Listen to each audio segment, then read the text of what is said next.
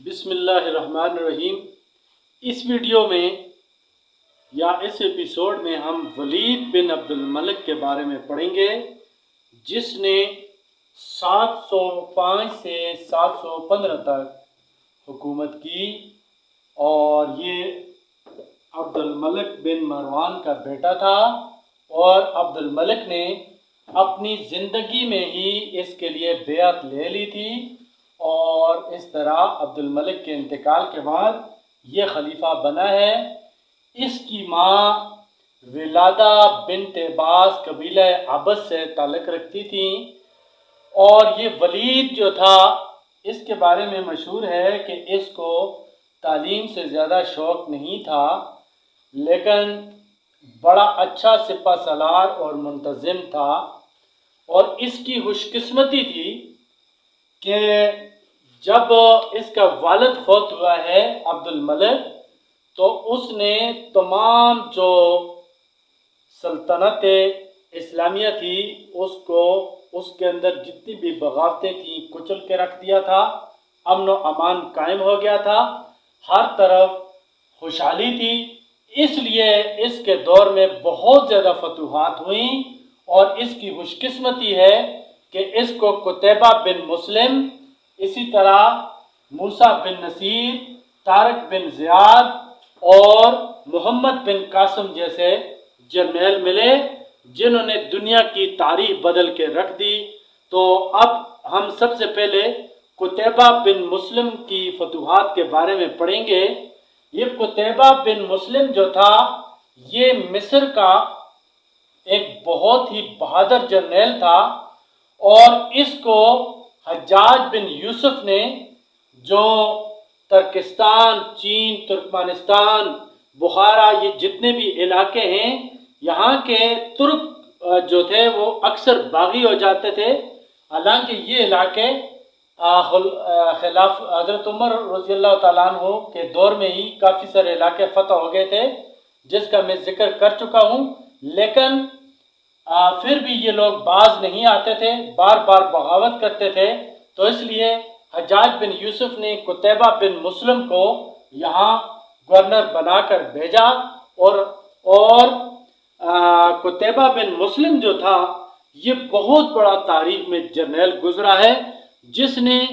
یہ روس سے لے کر ترکمانستان، آذربائیجان اور اسی طریقے سے یہ جتنے بھی وسط ایشیا کے ملک ہیں سارے کے سارے روند ڈالے، اور ترک یہاں پہ آباد تھے، ان میں سے کچھ مسلمان بھی ہو گئے تھے، لیکن زیادہ تر اپنے مذہب پر قائم تھے۔ تو یہ 86 ہجری میں حجاج نے قتیبہ بن مسلم کو ہراساں کا گورنر مقرر کیا، اور یہ یاد رہے یہ ہراساں جو ہے افغانستان کا پرانا نام بھی ہے، اور یہ صرف افغانستان نہیں بلکہ اس کے ارد گرد جتنے بھی علاقے تھے سب کو خراساں اس وقت کہا جاتا تھا۔ تو یہ قتیبہ بن مسلم جب وہاں پہنچے تو اس کو پتہ چلا کہ ترکستان اور اس کے ارد گرد جتنے بھی قبائل تھے وہ آپس میں لڑ رہے تھے، اور اس کا قتیبہ بن مسلم نے بڑا فائدہ اٹھایا۔ انہوں نے دریائے جیہون کے پار قدم رکھا۔ اس وقت وہاں کے جو ترک تھے، شومان کے حکمران جن کو کہا جاتا تھا، انہوں نے اطاعت قبول کی، اور اس کے بعد قتیبہ نے آگے شومان کا رخ کیا، کفیان کے حکمرانوں نے بھی اطاعت قبول کی۔ اس کے بعد باغدیس کے حکمران تیزک کے یہاں عرصہ سے کچھ مسلمان قید تھے، مرو یہ واپس آئے قتیبہ بن مسلم، اور انہوں نے ان کی رہائی کے بارے میں تیزک کو لکھا۔ تیزک نے انہیں چھوڑ دیا، اور اس شرط پر صلح کی لی کہ اس علاقے کو محفوظ رکھا جائے گا، اور ترکستان کے معرکوں میں قتیبہ کا معاون اور مددگار ہوگا۔ آگے جی 87 ہجری کا واقعہ ہے کہ قتیبہ نے بخارا کے شہر بیکند پر فوج کشی کی، اور یہاں کے بخارا کے جو لوگ تھے انہوں نے سغد کی مدد سے مقابلہ کیا، لیکن شکست کھا کر قلعے میں بند ہو گئے، اور قتیبہ جو تھا اس نے قلعے کا محاصرہ کیا، اور آخرکار اس قلعے کو بھی فتح کر دیا، اور اس طرح یہ علاقہ فتح ہو گیا۔ اس کے بعد 88 ہجری میں نوم شکست کو فتح کرتے ہوئے امسنا پہنچے۔ یہاں کے باشندوں میں صلہ کر لی اور قتیبہ واپس چلے گئے۔ راستے میں اسی دوران راستے میں حاکان چین کا بھتیجا 2 لاکھ ترک سغد اور فرغانیوں کے لشکر جرار کے ساتھ قتیبہ کے مقابلے میں آ گیا۔ قتیبہ کے پاس اس وقت بہت ہی کم فوج تھی، لیکن اس کے باوجود انہوں نے زبردست مقابلہ کیا اور بڑی ہی بہادری کے ساتھ اس بہت بڑے لشکر کو قتیبہ بن مسلم نے شکست دی اور اس کے بعد بحارہ پر فوج کشی کی۔ اور اسی طرح بلازری کے بیان کے مطابق یہ بحارہ کا جو علاقہ ہے یہاں پہ جنگ نہیں ہوئی، مگر ابن اسیر کہتے ہیں کہ دونوں میں مقابلہ ہوا، اور لیکن ابتدا میں قتیبہ کو کامیابی نہیں ہوئی اور بعد میں قتیبہ نے جو یہاں کا حکمران تھا بادغیس کا فرمان روا مسلمانوں کے ساتھ اور ان کا معاون و مددگار تھا، لیکن پھر ترکستان میں ان کی بڑھتی ہوئی قوت دیکھ کر قتیبہ کی جانب سے اس کا خوف پیدا ہو گیا۔ وہ اس کی اجازت سے چلا گیا اور بلخ، مرو اور اسی طرح تالکان، فاریاب اور جوزجان وغیرہ آس پاس کے تمام حکمرانوں کو ساتھ ملا کر علم بغاوت بلند کیا اور تہارستان سے مسلمان حاکم کو نکال دیا۔ قتیبہ کو جب اس کی خبر ہوئی تو اس نے اپنے بھائی عبد الرحمن کو تہارستان روانہ کیا اور خود بھی آگے کی طرف بڑھا۔ تالکان کے بعد 91 ہجری میں فاریاب کا رخ کیا۔ یہاں کے فرمان روا نے بھی اطاعت قبول کر لی، اور مختصراً یہ کہ قتیبہ بن مسلم نے وسطی ایشیا کی تمام ریاستوں کو روند ڈالا اور بڑی تعداد میں جو باغی تھے یا مسلمانوں کا مقابلہ کرنا چاہتے تھے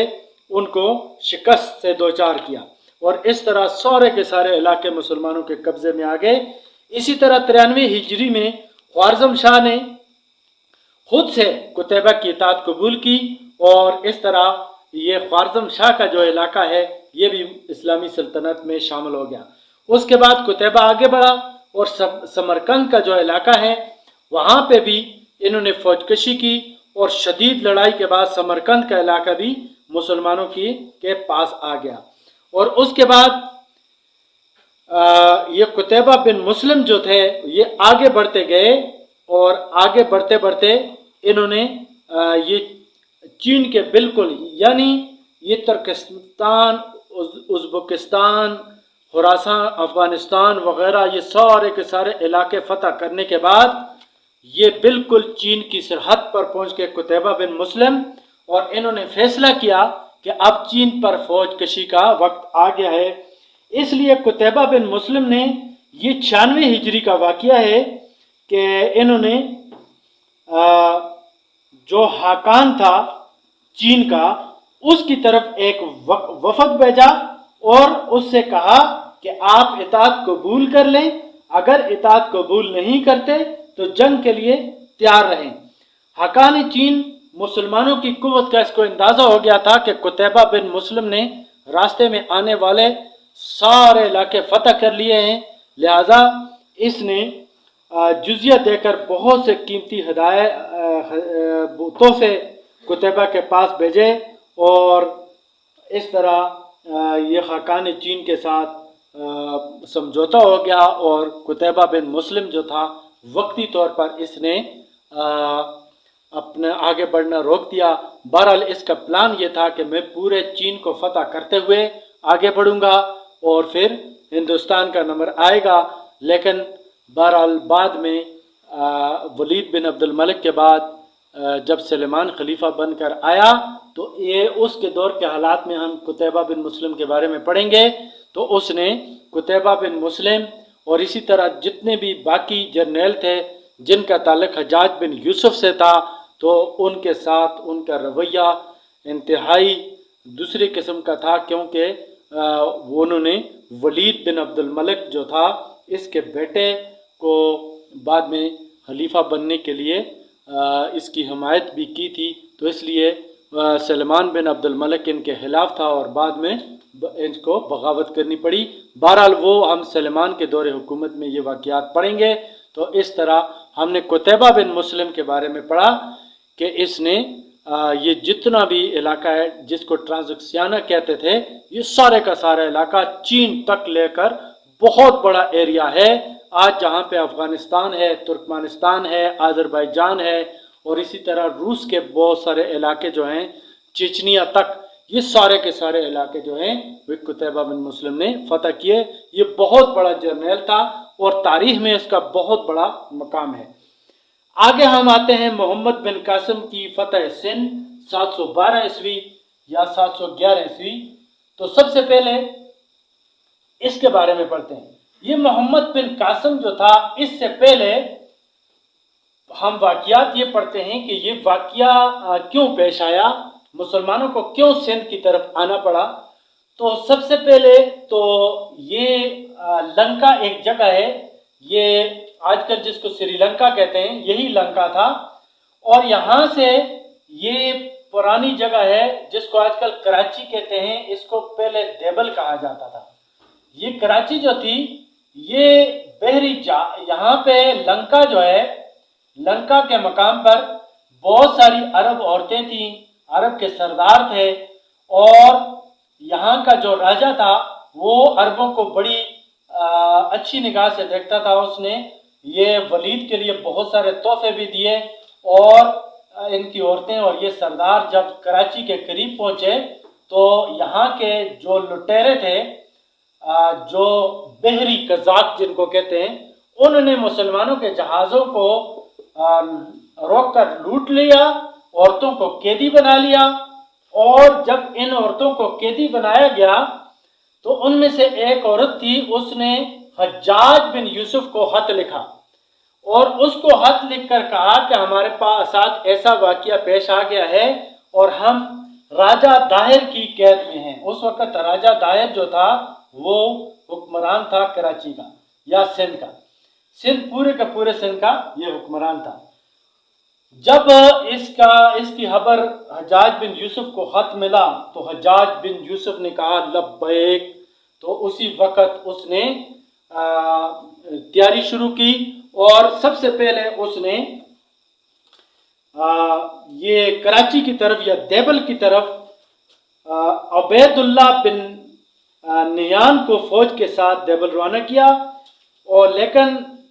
ये जैसे ही ये 3000 फौज के साथ मकरान होते हुए देबल पहुंचे, राजा दायर ने कई हजार फौज इसके मुकाबले में भेजी। उबैदुल्लाह ने बड़ी शुजाअत से मुकाबला किया लेकिन मैदान जंग में उसका घोड़ा बिदका और वो घोड़े से गिर पड़े और सिंधियों ने उसे कत्ल कर दिया। उसके कत्ल होते ही मुसलमान शिकस्त खा गए। जब हज्जाज को इसकी इत्तला हुई तो उसे बड़ा सदमा हुआ और उसका भी अंदाज़ा हो गया कि मामूली फ़ौज से सिंध को फतह करना आसान नहीं। इसलिए अपने नौजवान चचेरे भाई मोहम्मद बिन कासिम सकवी को, जो फारस का हाकिम था, 6000 और बाज़ रिवायात के मुताबिक 7000 फौज के साथ सिंध रवाना किया। उसने तमाम भारी सामान बहरी रास्ते से रवाना किया और खुद मकरान होता हुआ खुशकी के रास्ते से सिंध आया। और सबसे पहले उसने पंजगौर की तरफ बढ़ा और उसे फतह करके ये अरमन बेला जिसको कहते हैं आज भी है तस्हीह, इसकी उसको फतह किया। यहाँ से फतह करने के बाद मोहम्मद बिन कासिम जो था देबल की तरफ बढ़ा। उसने पहुँचने के साथ ही जो बहरी साजो सामान था वो भी पहुँच गया और इसी सामान में एक मुंजनीक थी। मुंजनीक जो है अरबों ने एक ऐसी मुंजनीक बनाई थी जिसमें पत्थर रखकर बहुत सारे लोग उसको खींचते थे और वो किले के जाकर लगती थी, बड़े बड़े पत्थर और किले की दीवारों में सुराख हो जाते थे जिसको मुंजनीक या कैटापुल्ट कहते हैं। ये वो भी पहुंच गई और ये मोहम्मद बिन कासिम के पास जो मुंजनीक थी इसको 500 आदमी खींचकर किले की दीवारों को मारते थे। और देबल जब ये पहुंचे तो राजा दायर के जितने भी लोग थे वो किले के अंदर महसूर हो गए। मुसलमानों ने बड़े ज़ोरदार तरीके से किले पे हमला किया, मुसलसल हमला करते रहे। और हज्जाज बिन यूसुफ ने दोबारा मोहम्मद बिन कासिम को लिखा कि आप ज़ोरदार हमला करें। जब इन्होंने हमला किया تو یہ قلعے کے اندر بڑا سا برج تھا، وہ جب ٹوٹ کر نیچے گرا تو اس طرح یہ جتنے بھی راجہ دائر کی فوج تھی وہ ہمت ہار گئی، مسلمان اندر داخل ہوئے اور اس طرح یہ کراچی یا دیوبند فتح ہو گیا۔ یہ فتح ہونے کے بعد راجہ دائر یہاں سے بھاگ جانے میں کامیاب ہو گیا اور یہ بھاگتا ہوا آگے کی طرف گیا اور یہ محمد بن قاسم جو تھا یہ بھی اس کے پیچھے پیچھے چلتا رہا۔ آگے بڑھ کر محمد بن قاسم نے نیروان یہاں کے راجہ بدر کن نے اہل دیبل کا انجام دیکھ کر محمد بن قاسم سے صلح کی اور دیبل سے نیروان پہنچا۔ حاکم نیروان نے بڑے پرتپاک طریقے سے اس کا استقبال کیا۔ یہاں سے محمد بن قاسم سیوستان سیون کے ارادے سے روانہ ہوا۔ نیروان کا راجہ بدر کن ہمرکاب تھا۔ راستے میں بہرج کا علاقہ جو راجہ دائر کے بھتیجے بجرا کے زیر حکومت تھا پڑتا تھا، یہاں پہ بھی بدھ مذہب کے زیادہ لوگ تھے اور یہ جنگ و جدل کو پسند نہیں کرتے تھے، اس لیے خفیہ طور پر انہوں نے محمد بن قاسم سے الحاق کر لیا اور اس طرح یہ علاقہ بھی مسلمانوں کے قبضے میں آ گیا۔ سیوستان سے کے بعد آگے کی طرف راجہ بجرا نے اسی کا ایک راجہ تھا کاکا، جس کا نام تھا، کہ دارالسلطنت سیم کو مرکز بنایا تھا، لیکن یہاں پہ بھی یہ جو کاکا تھا بجرا راجہ دائر کا بھتیجا تھا، لیکن یہ کاکا جو تھا یہ جنگ و جدل نہیں چاہتا تھا، اس نے بھی خفیہ طور پر محمد بن قاسم سے صلح کر لی تھی اور اندرونی طور پر، اور اس طرح یہ علاقہ بھی مسلمانوں کے قبضے میں آ گیا۔ اس کے بعد آگے راجہ دائر کے پایہ تحت پر فوج کشی کا حکم ہوا، یہ حجاج بن یوسف کی طرف۔ یہ حکم پا کر نیروان واپس چلا گیا اور محمد بن قاسم اور یہاں سے راجہ دائر کی طرف بڑھا۔ راستے میں ایک قلعہ آتا تھا، اس کو بھی مسلمانوں نے فتح کیا اور اس کے بعد محمد بن قاسم آگے کی طرف چلے اور دریائے سندھ کے اس طرف راجہ دائر تھا اور اس طرف مسلمان فوجیں تھیں۔ تو راجہ دائر جو تھا اس نے اپنے تیر انداز دریا کے اس پار کھڑے کر دیا کہ مسلمان دریا کو عبور نہ کر سکیں، لیکن مسلمانوں نے رات کی تاریکی میں کشتیوں کے ذریعے دریا عبور کیا اور دوسرے ساحل پر جب پہنچ گئے تو راجہ دائر اور اس کی فوج میں کھلبلی مچ گئی کہ یہ کیا ہوا، اور اچانک ان کے سر پہ مسلمان آ کے کھڑے ہو گئے اور راجہ دائر اس وقت کاجی جاٹ میں مقیم تھا۔ عبداللہ اور یہ اس کا محمد بن قاسم کا ایک کمانڈر تھا، یہ اس کی طرف بڑھا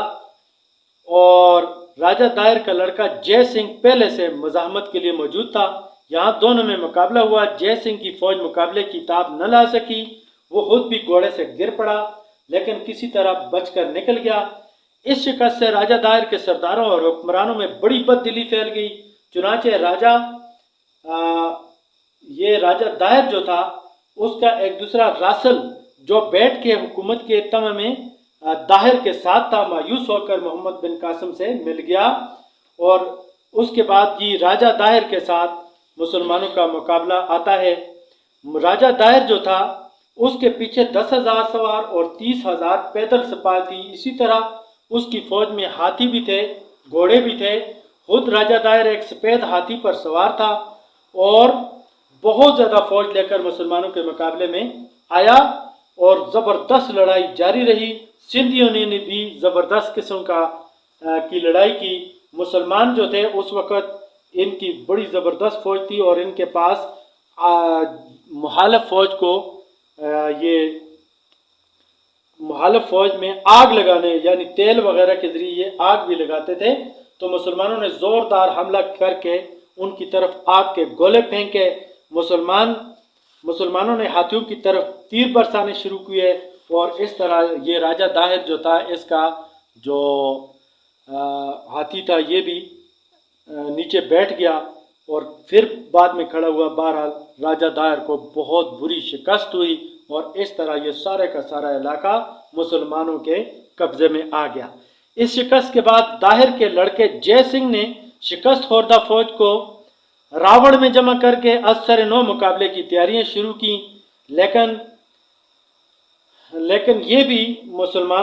جب ان مسلمانوں سے ان کا مقابلہ ہوا تو یہ بھی ہار گیا۔ اس کے بعد برہن آباد پہنچنے کے بعد جے سنگھ سے زبردست قسم کا محمد بن قاسم نے مقابلہ کیا، اور لیکن یہاں پہ بھی اس کو شکست ہوئی، اور یہاں سے ہوتا ہوا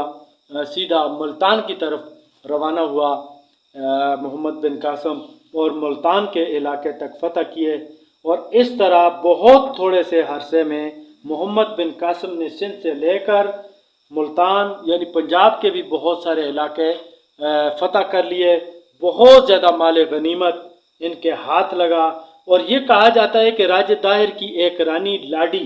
جو برہن آباد میں گرفتار ہوئی، محمد بن قاسم نے اسے عزت کے ساتھ پردے میں ٹھہرایا، پھر حجاج بن یوسف کی اجازت سے اس سے شادی کی۔ اور یہ تھا جی سندھ کا احوال۔ تو محمد بن قاسم نے یہاں کے جن لوگوں نے مسلمانوں کے ساتھ اتحاد کیا تھا بڑے اچھے طریقے سے پیش آئے، یہاں پہ مسجدیں قائم کی، جو لوگ مسلمان ہوئے تو ان کو بھی بڑی عزت بخشی، اور اس طرح یہ سندھ میں مسلمانوں کی پہلی باقاعدہ لڑائی تھی، اور یہ بہت سارا علاقہ جو ہے مسلمانوں نے فتح کر لیا۔ تو یہ یہاں تک، اور اب فتح اندلس اور باقی واقعات بھی رہتے ہیں، تو اب ہم آگے چلتے ہیں اور فتح اندلس 712 پڑھتے ہیں، بلکہ یہ باقی واقعات انشاءاللہ نیکسٹ ایپیسوڈ میں 2 میں بتاؤں گا ولید بن عبد الملک کے۔ تو آج کے ایپیسوڈ میں چونکہ لمبا ہو گیا ہے اتنا ہی، تو آج کے ایپیسوڈ میں بس اتنا ہی۔ اوکے۔